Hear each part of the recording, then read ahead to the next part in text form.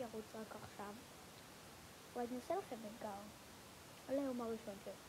אם אתם עומדים ל80 עוקבים, אז אני מראה את הפנים שלי, ואתם בטח ובטח לא רוצים שאני אהיה כל הזמן עם אותו סמיילי. עם לב, עם שלב סימני שאלה.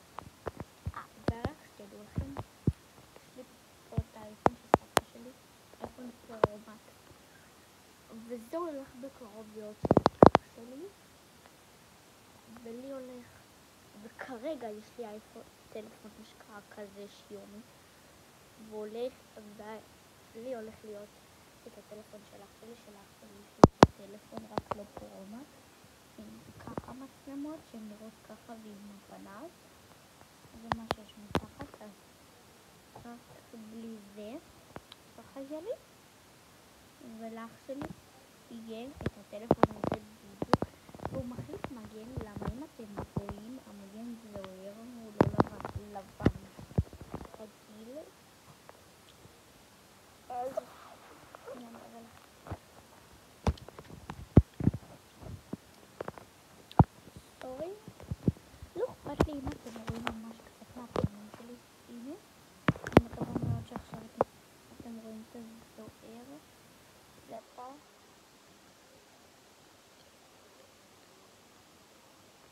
אתם רואים את הזוהר הזה? זהו, כזה צוהר, נעשה ככה, לא, איפה אתה פה? פה. הנה, אתם רואים ככה הוא נופל, אני אחזור אותה.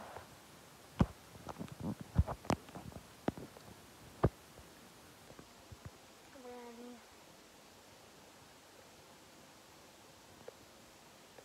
לא עושה מעצים, לא שם לזה. וזה הסרטון הראשון שלי. אני ממש מתחילת לעלות אותו.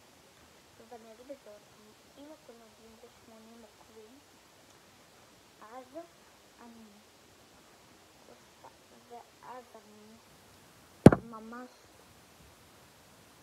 אז אני ממש באותו רגע, אני אבדוק כל יום בכמה עוקבים אני, עד שאני אראה שאנחנו ב80 או אפילו יותר, ואז אני מראה את הפנים שלי, כי גם חברה שלי אמרה שרק ב80 עוקבים, אם יש, תראי את עצמך, אז הקשבתי לה, חברה.